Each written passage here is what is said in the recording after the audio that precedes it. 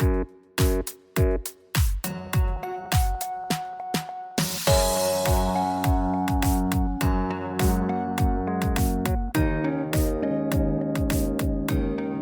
to Mansplaining, a podcast about the interesting things you could discover if you just take the time to learn. My name's Mark, and I'm going to be your host for this week. And as always, I'm joined by Joe, an old friend from college. Together, we'll explore what's on our minds and hopefully figure out a thing or two about a thing or two. Joe, in the last week, I saw a headline about Seattle's lagging downtown recovery, that we still haven't come back from the pandemic. And that was, of course, an episode that we did because you are very concerned about the future of your city. So I thought I would check in. How's New York doing on this recovery path? Boy, that's a good question. I was just noticing how crowded the streets were since the spring weather has finally set in for good, it appears. And so New York is hopping, when it comes to like outdoor dining and restaurant traffic, club traffic. But I'm still reading that the subways are only, 60 to 75% of what they were pre-pandemic. Yeah. So it's not all there, even though you might mistake it for looking like it's all there just by glancing on the street. Right. I do feel like some aspects of modern urban life will recover at different rates than others. And I do feel like mass transit in particular is recovering slowly because as a regular bus rider, I understand that. That's a point of concern for COVID because you're very tightly packed and you're with a group of mass transit riders who might not have the same sense of masking up and getting vaccinated that you do. So I understand why people are a little bit reluctant to get onto buses and subways, but they might be ready now to go back into the office, 3 or 4 days a week and to hit the restaurants. Yeah, let's hope so.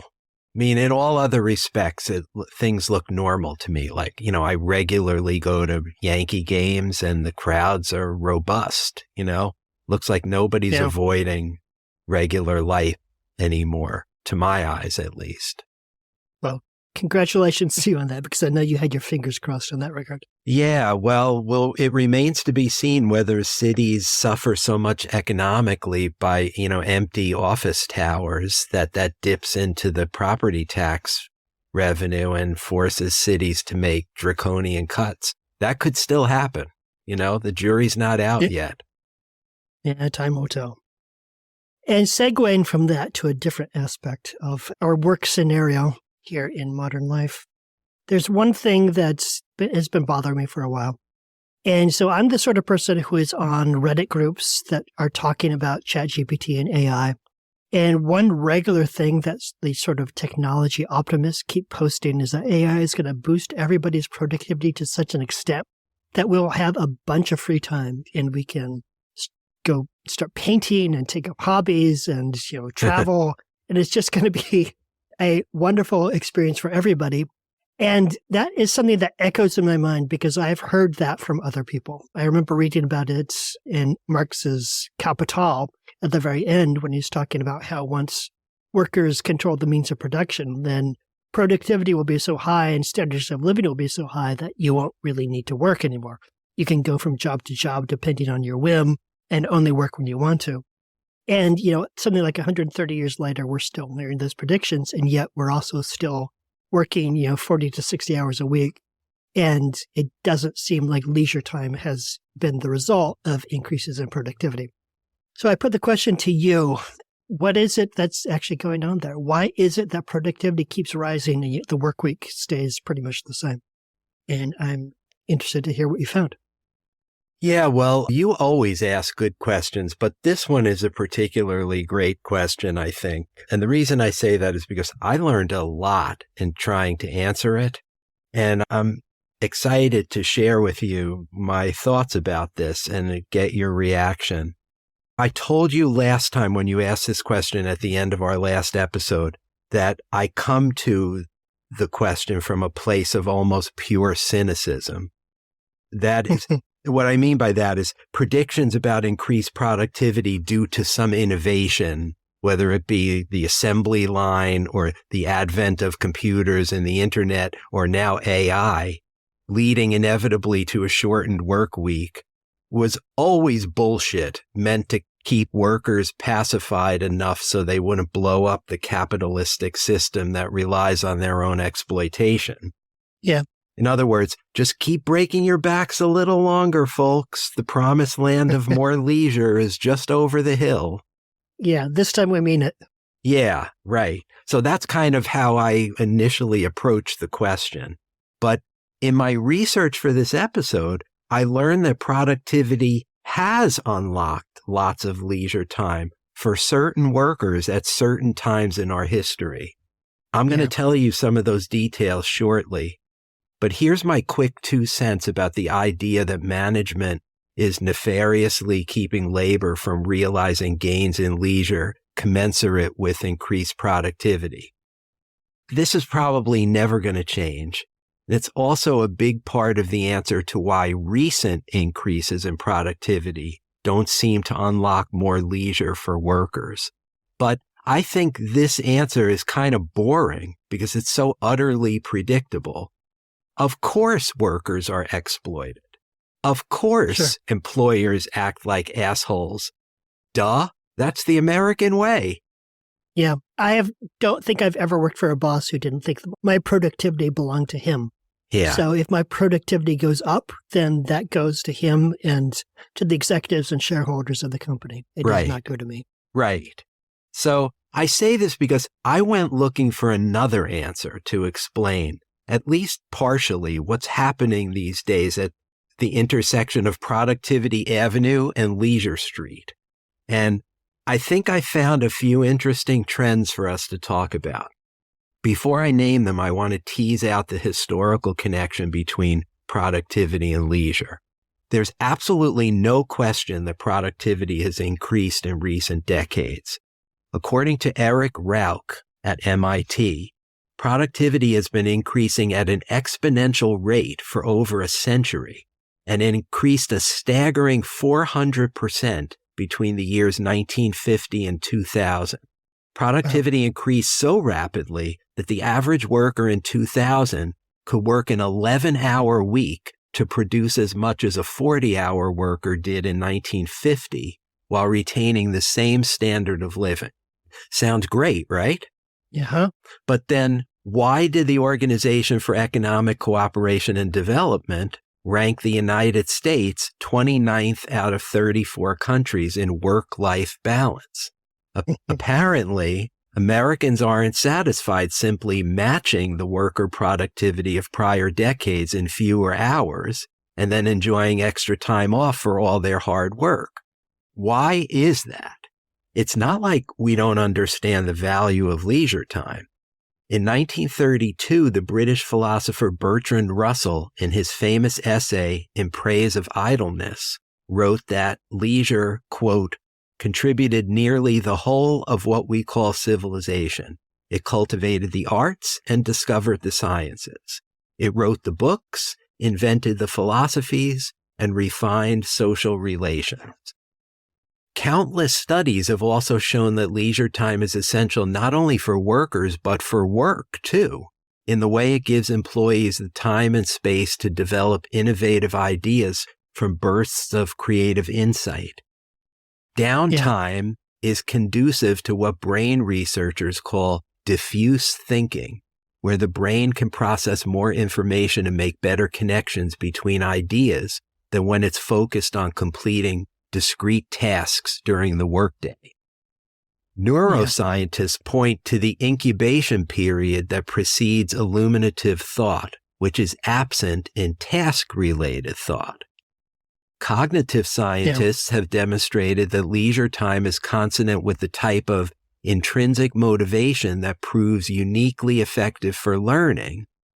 And economists tell us that leisure leads to satisfaction because we use it to do things we enjoy, like sleeping, resting, and building and maintaining relationships with family, friends, and pets. It follows that less leisure time leads to decreased satisfaction. Sure. All true. And I can tell you that all of my really good ideas that were job related happened when I was not working on the job. I was in the shower, I was walking my dog, I was daydreaming, is in those moments of just sort of relaxed contemplation that the best ideas surface. Yeah, it's uncanny how that happens, isn't it? I agree, and the research certainly bears out what you're saying. Productivity actually drops if you work too much. A 2014 study published by the Institute for the Study of Labor showed that the ceiling for human productivity at work is 55 hours per week, meaning that a person working 54 hours per week is no less productive than one working 80 hours. Within a given workday, studies have also shown that those who took periodic short breaks were much more productive than those who worked continuously. Behavioral scientists have arrived at what they call an ideal ratio for work versus rest within the context of the workday. Mark, you want to take a guess at that ratio? Okay, so that's the amount of time that you should rest within a work hour. So there's a system that I use called the Pomodoro method, which is a productivity method, and it has you working 20 to 25 minutes and then taking a 5-minute break. So that would suggest there would be 10 minutes of rest for every hour. That's really close. It's 52 minutes of work, then 17 minutes of rest. People who maintain this schedule were found to sustain nearly 100% focus on and dedication to their work. Whenever they felt tired, they took short breaks in which they separated completely from work. And when I say completely, I'm not talking about checking email or staring at the phone. That's not a break, even though it feels like it to many people. I'm talking about a substantive disengagement like taking a walk or eating a snack. That short 17-minute break is enough to refresh us to re-engage for another hour of productive work. The reason this 52-17 formula is so successful is that it mimics the human brain's natural rhythm of functioning in spurts of high energy for nearly an hour, followed by a 15 to 20-minute period of low energy. But that's not how most people structure their workdays. I certainly don't. Do you? No, I always try to structure my work days, but I'm never very good on follow through on that. So my work days are as unstructured as everyone else's. Right. And I tend to work on and on and on and on till exhaustion, then resentfully take a long period of rest rather than doing this 52-17 thing. And especially in the post-COVID era, many of us find our workdays unduly cluttered by Zoom meetings and Teams calls. As one writer I read put it, quote, "In reality, no human brain is capable of 8 to 10 straight hours of work, which is why most people's Outlook calendars make no sense.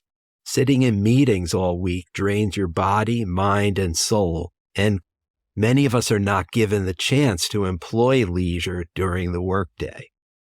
But it didn't used to be this way. In the roughly 80-year period between the Civil War and World War II, the length of the American work week decreased dramatically. In 1930, the economist John Maynard Keynes, writing amidst the devastation of a Great Depression that had deeply impacted his own financial well-being, penned a remarkable essay called Economic Possibilities for Our Grandchildren, in which he took the long view and made predictions about the economic world his children's children would inherit. I'm going to quote it at length because of its relevance to your question. And Mark, if you and our listeners do one thing to follow up on what you hear from me today, I hope it's to read this 7-page essay by Keynes, which I'll post to our Facebook page with my other sources for this episode. It's really a remarkable essay. One of Keynes's predictions was that, quote, "The standard of life in progressive countries 100 years hence will be between 4 and 8 times as high as it is today," end quote. According to Harvard economist Benjamin M. Friedman, the U.S. economy is poised to reach Keynes's 8-fold multiple by 2029, exactly 100 years after the last data Keynes would have had. Keynes in heaven is fist pumping right now. Yeah. Keynes argued that if such an increase in the standard of living came to pass, those same progressive countries would have solved nothing less than humanity's evolutionary purpose of having enough resources to survive, which he called the economic problem. But how would humanity adapt to this new world in which scarcity was no longer a problem? Keynes foresaw 21st century man facing a historically new problem of, quote, how to use his freedom from pressing economic cares, how to occupy the leisure which science and compound interest will have won for him, end quote. Though he thought it depressing the way the wealthy of his day were squandering their abundance, he felt sure that future generations would use it, quote, wisely and agreeably and well, end quote. Keynes fervently hoped that his grandchildren's generation would be able to, quote, assess the money motive at its true value in such a way that the love of money as a possession, as distinguished from the love of money as the means to the enjoyments and realities of life, will be recognized for what it is, a somewhat disgusting morbidity, one of those semi-criminal, semi-pathological propensities which one hands over with a shudder to the specialists in mental disease, end quote. How about that quote? I love it. Yeah, that's a money quote for sure. Keynes saw two possibilities. One was that we would enjoy more leisure. The other was that we would continue to pursue money and in so doing consume more and more goods. Keynes hoped we would choose leisure, and thus he predicted that by 2030, a 15-hour work week consisting of 3-hour shifts would be the norm for all but the most extreme workaholics, the natural result of a desire by people to, quote, devote our further energies to non-economic purposes, end quote, and bring on a transformation of society in which citizens would, quote, once more value ends above means and prefer the good to the useful, end quote.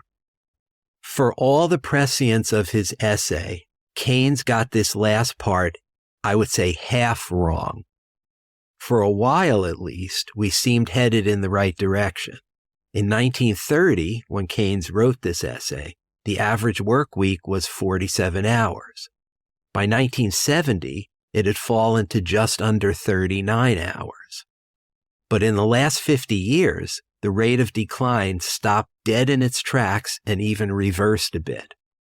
As Eric Rauch notes, before the 1970s, the bounty of extra productivity was, quote, used both for increased material comfort and for more time.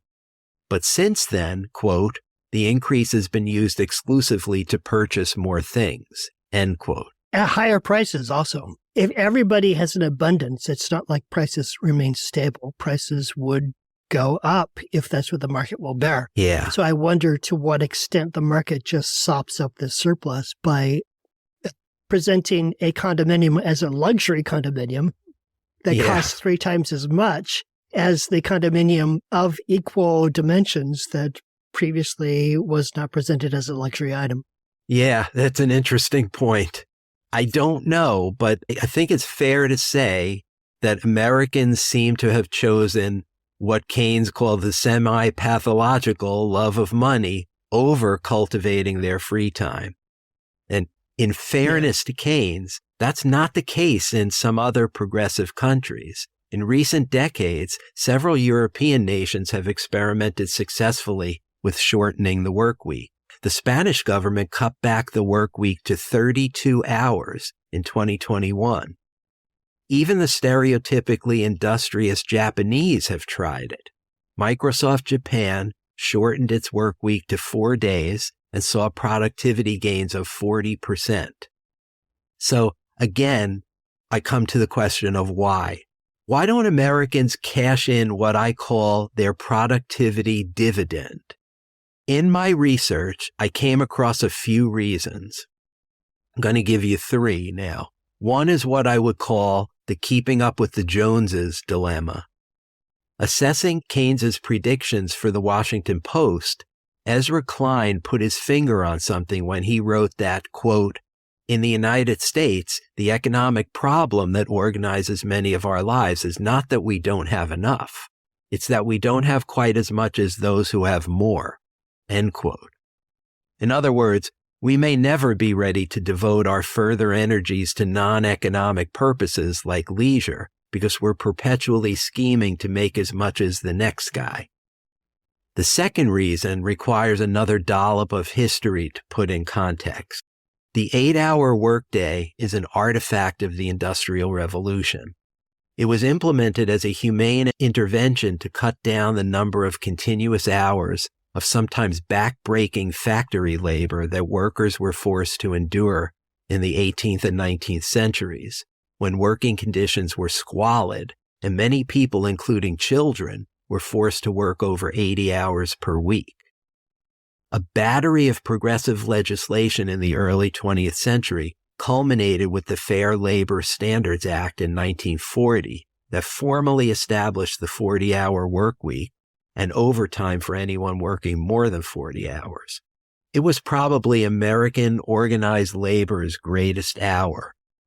In that same year of 1930, when Keynes made his bold predictions, during the height of the Great Depression, the cereal maker Kellogg's in Battle Creek, Michigan, instituted a 6-hour workday and hired many more workers to offset local unemployment. It was an instant success. The workers were willing to accept shorter hours to minimize their odds of becoming unemployed. They were also willing to share the work with their unemployed neighbors who were hired for similar 6-hour shifts.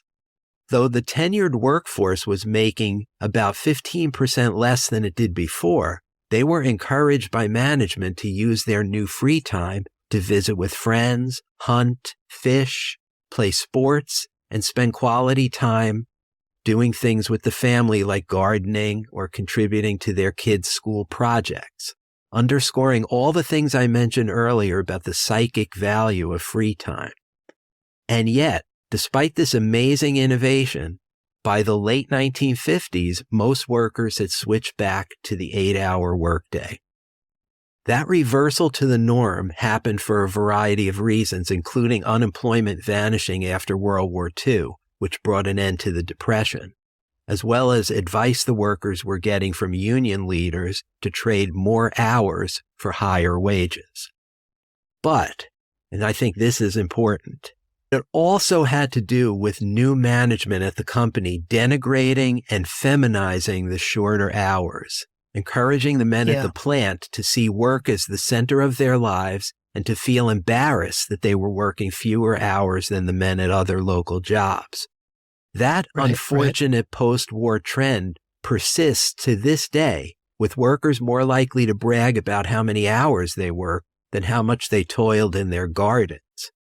And you might have seen the headline from Elon Musk recently saying that work from home is immoral because not all workers are able to work from home. So since delivery drivers need to get out of the home, then Musk feels like all workers should come into the office. He seems quite scornful of the perspective that maybe you can do work outside the office. Yeah, and he is one of the captains of industry today. So I had not seen that, Mark, but it's certainly of a piece with the argument I'm making right now. Men derive a lot of their self-esteem from work. They feel relevant and competent and reliable when they're bringing home the proverbial bacon. I think this story about Kellogg's helps explain why the shortened work week never seems to come to fruition, and that productivity dividend I talked about remains unredeemed.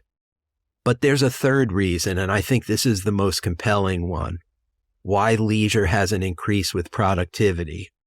This reason also has deep roots in American history, but arguably reached its historical apex in the past few decades. Inequality, in which the gains realized from our productivity are not widely shared. Rebecca J. Rosen put it succinctly in The Atlantic, quote, "Most Americans are too poor to work less," end quote. This explanation also tracks the other data perfectly, in that inequality declined in lockstep with the work week for the first few decades after World War II, then rose dramatically beginning in the 1970s when work hours stopped declining and became virtually frozen in place.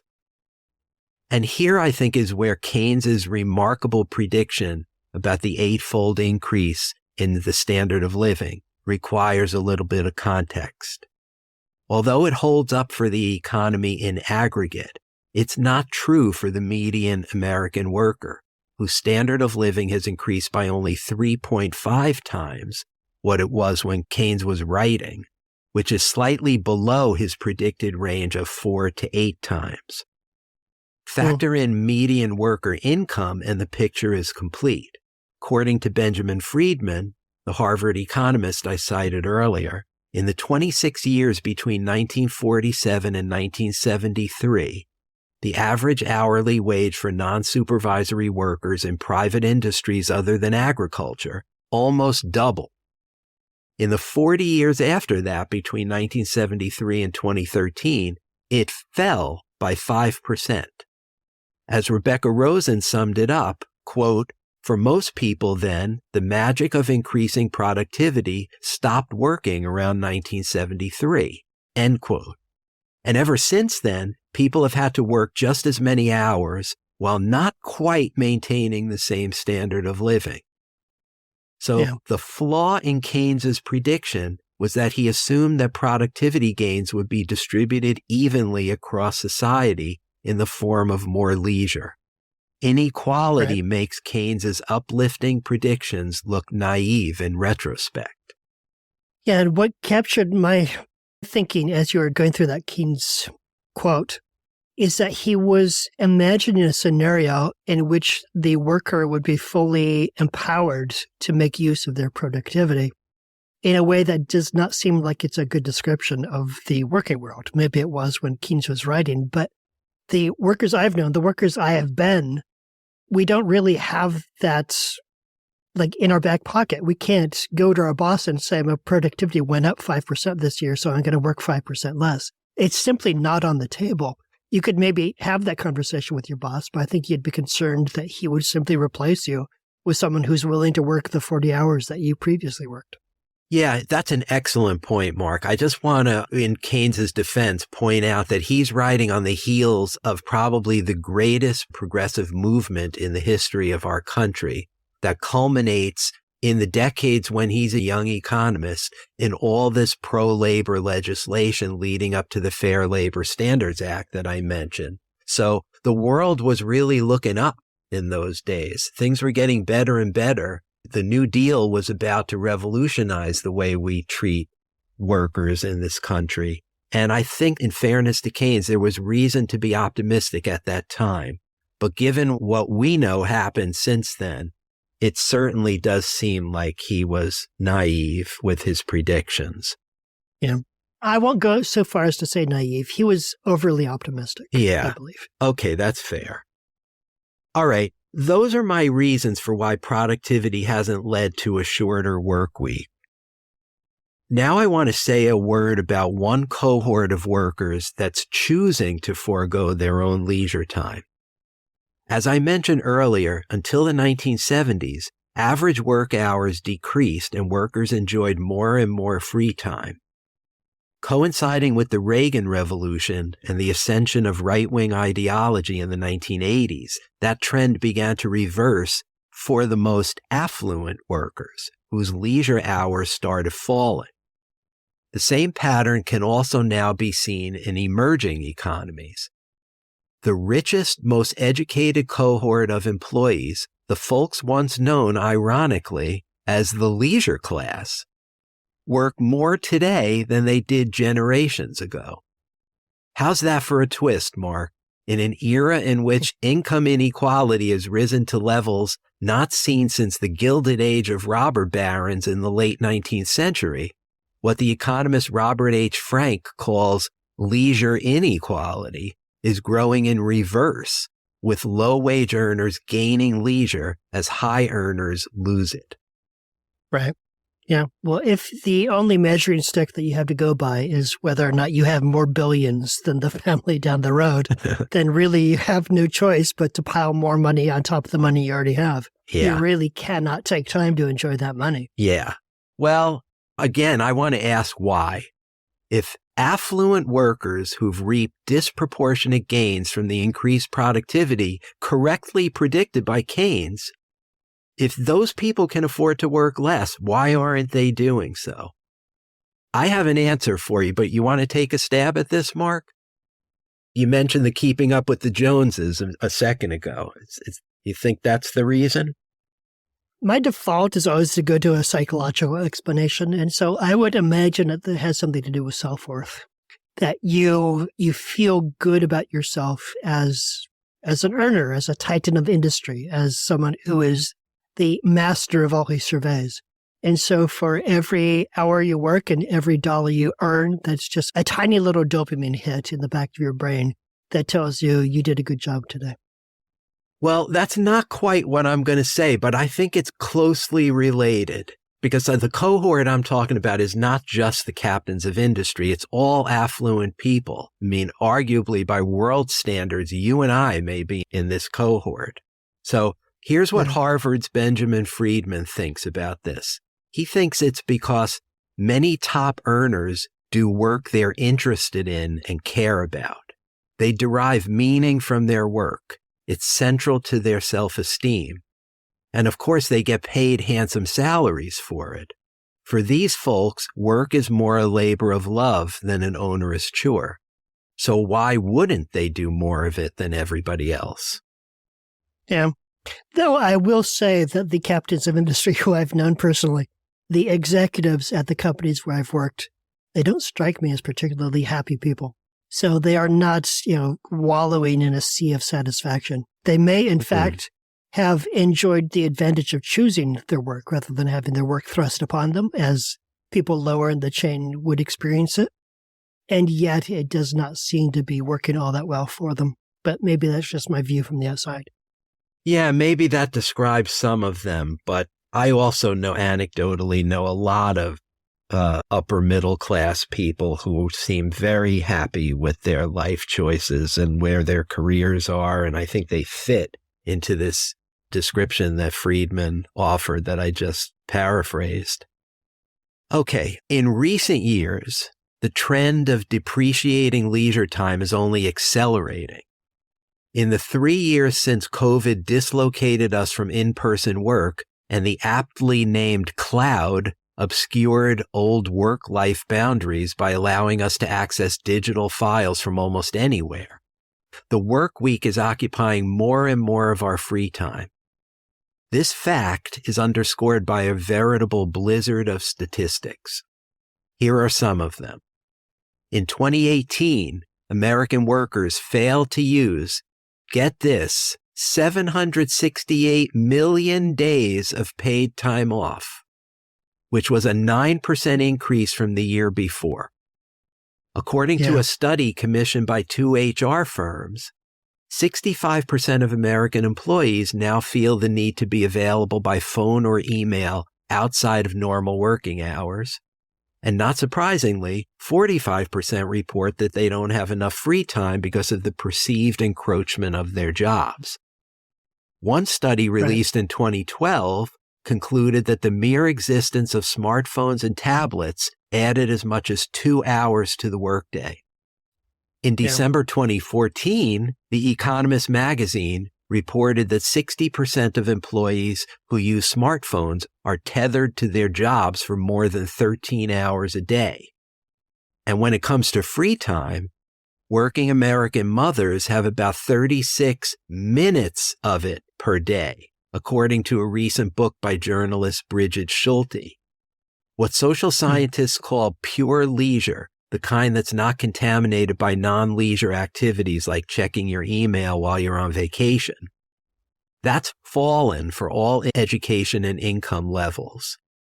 And after hearing all that, Mark, it's perhaps not surprising that American adults today average 6.5 hours of sleep per night, down from 10 hours a century ago.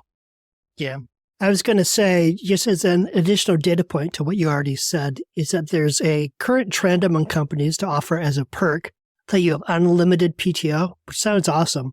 But studies have shown that people who work at companies with unlimited PTO take less PTO than people at other companies. Yeah. And the reason behind that is your teammates resent you if you take too much PTO because you're letting them down. You're forcing them to work while you're gone. Yeah. So there's this social pressure not to take the time off that you are promised as part of your employment agreement. Yeah. And you got to believe employers knew that in advance when they offered that. Yeah. You know, they'd done their homework. And in fact, what I'm about to say is kind of related to that about employers doing their homework. Employers are aware of all those statistics I just cited to you, and the one you just cited to me, for that matter. And they've been trying to incorporate leisure activities into their workplaces.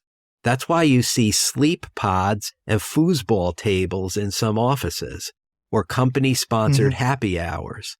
In the late 1990s, I used to work in the same building as the internet ad sales company DoubleClick. And they built a full-length basketball court on the top floor of their New York City offices. Some writers have even warned that management is co-opting leisure time and incorporating it into the workday as a so-called productivity hack. Yeah, it used to be standard among Silicon Valley startups that they would have foosball tables and ping pong tables and all these things for you to play with at work. And that wasn't because, your workday is just full of leisure.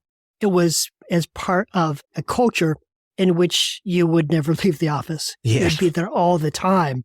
And so you needed to have free food. You needed to have leisure time because you were never supposed to leave. Right. The hammock is here. Why do I need to go home to my own bed? Yeah. The sad truth, I think we're saying this now, is that leisure time has been so co-opted by employers that it's now seen by workers as a means to an end. The industrialist Henry Ford, who revolutionized the American workplace a century ago, not only with the assembly line, but also by reducing the work week from 6 days to 5 and reducing the work day from 10 hours to 8, betrayed his ulterior motive when he explained those reforms. The shorter work week created workers who arrived at their jobs, quote, so fresh and keen that they are able to put their minds as well as their hands into their work, end quote. Ford knew that those same workers would use their increased free time to buy more stuff, which would increase demand and therefore fuel growth. It wasn't about human dignity so much as it was about creating maximally efficient workers/consumers. Yeah, there can be a win-win scenario there of enlightened employers, some of whom you've mentioned in this podcast, who decrease the number of work days, decrease the number of work hours, understanding that their employees will be better in the work hours that they do work if they're not chained to their desks for as long. So there is a scenario for the ones who are not as cynical as you and I are to imagine a partnership, a relationship where both sides are looking out for the other. Yes, that's fair. Absolutely. Like Keynes, the 20th century philosopher Joseph Piper argued in favor of leisure for leisure's sake, even as the world faced the difficult work of rebuilding itself following the devastation of World War II. Piper wrote, quote, leisure is not there for the sake of work. Work is the means of life, leisure the end, end quote. That makes sense to me intellectually, but if I'm being honest, I'm not sure I've lived my own life in furtherance of that philosophy. I'm the guy who rolls over 10 of his unused vacation days every year. My own ambivalence about leisure makes me just like my fellow Americans. Actions speak louder than words, and our collective actions suggest that we just don't believe in leisure for leisure's sake. My father was a strong believer in working every hour of the day, even weekends. The American work ethic, the Puritan work ethic, is that we justify ourselves through work. Yes. That it's through material success, through professional success, that we show that we are good people. And originally, that Puritan work ethic had a religious basis, going back to a rationale that you can't really tell whether God intends to send you to heaven, but you can kind of guess that if God is smiling on you, then your life is going to be a success. And therefore, working and succeeding and piling up money is an early indication that you're going to enjoy heavenly rewards as well. And some of those lines of thinking are deeply ingrained in our culture to this day. Yeah, they sure are. All right, I want to finish by referencing something you mentioned in your question. You said that even Karl Marx predicted a paradise in which workers would work much less. But that paradise was contingent, as you said, on the workers seizing control of the means of production. Workers of the world have yet to unite.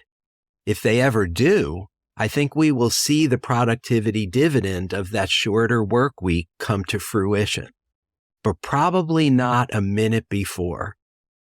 There are some tantalizing signs of worker solidarity. Think about how many white-collar employees are stubbornly refusing to return to the office now that they know they can perform their jobs adequately from home. If that mass refusal technique were somehow to mutate into a drive for a shorter work week, then we might get somewhere. Yeah, fingers crossed. How likely do you see that prospect?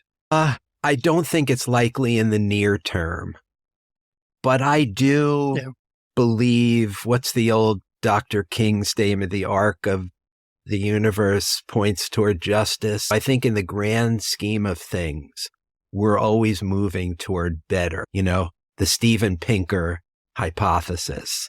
Things are so much better than they were in the Middle Ages, you know, and they continue to get better. We're just not always aware of it because we can't see the forest for the trees, you know? Yeah. I think unrestrained capitalism tends to go in the direction of exploitation, particularly capitalism that's framed in such a way that stakeholder value is the only thing that companies should be interested in. Because, you know, paying employees more, asking them to work less, that takes away from stakeholder value. And there are still business schools to this day who will tell you that that is a form of theft. Right. So I feel like capitalism is not going to get there on its own. The countries in Europe that have the shorter work week and have guaranteed PTO, those are countries where governments have instituted regulation. Yes. They're social democracies. Yeah. Right. So I would like to think that we will have future enlightened executives who will do this on their own, but I feel like they will need to be forced. And that will be a very messy process. Yeah, I agree. So before we move on to next week's question, I just want to ask if you buy my explanation, you know, especially I think the inequality piece is the major piece here, but is there anything you want to add, any additional reasons you want to offer up for why we never reap the productivity dividend? I do think inequality is key to that productivity is a gain that is captured unequally across our society. Yes. If I were to add anything to what you said, is something that I hinted at before, which is, I feel like a major force there is insecurity, the insecurity of the modern worker, that you can feel so easily replaced, like that you are a cog in a machine. And therefore, if you make demands that your managers feel to be excessive, they will simply swap you out for somebody else. And speaking as a somewhat older worker in today's workplace, who has experienced replaceability quite recently, that erodes your sense of confidence. It makes it more difficult for you to stand up for yourself and to take those PTO hours and to do the things that are good for you and your family, and that might be at the expense of your company or your team. And so I think that that's a big part of it, is that we collectively have been made to feel insecure in our prosperity, that it is something that can be taken away from us. And so therefore we pile it away in 401ks and save it for a rainy day. In the meantime, we work as hard as we can. Yeah, excellent point. And when you first mentioned the word insecurity, I was thinking to myself, does he mean psychological insecurity or economic insecurity? But then by the time you finished, I thought you really mean both, don't you? Yeah, both intertwined. Yeah. Like I look at retirement forecasts where they say how much money you need to have for retirement, and it's this big pile of money. Yes. And what does that do to the reader except convince you that you need to work even harder? You need to work so hard that you're going to get a raise and make more money to pile up more money for retirement. If I could just add to that, it makes you think that you have to impoverish your 50-something self so that your 70-something self can live better. And that's not necessarily the way you should live your life. This is something my wife and I talk about all the time. Yeah, exactly. And it's not always just living better, but affording health care, because in your 70s, your 80s, you're entering in the period of your life when you're going to need probably health care. You might be in the hospital, and that stuff is extremely expensive in this country. And so there's this pervasive feeling of, once again, insecurity, that you need to have this huge, huge nest egg to prepare for end of life. And it does tend to create a scenario in which you feel like your purpose right here, right today, is just to work, to make money, and to save it. True. And, I'm inspired by this last little bit of our conversation. I really think that retirement is something we should talk about for mansplaining. So I will eventually tee up a question for you about that if you don't beat me to it. Okay. But I do have a question for you for next time, and it's not about retirement. Are you ready for this?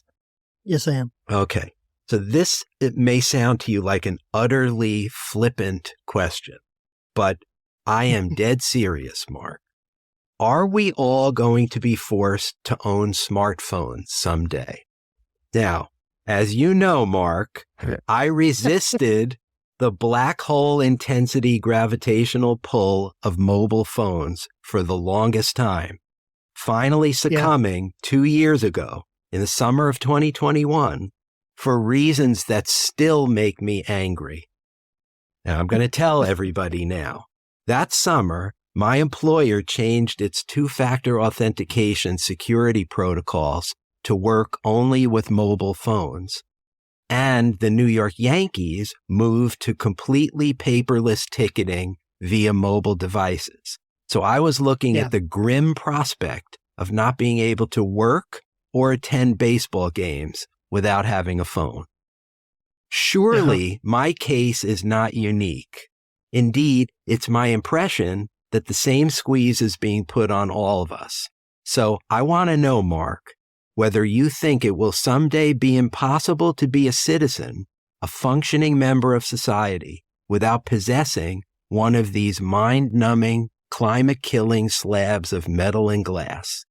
Are people without phones, to use James Joyce's memorable phrase, outcast from life's feast? Well, I'll get right on that. And in the interest of disclosure to you and our listeners, I love my iPhone. So we are coming at this from a very different perspective. Okay.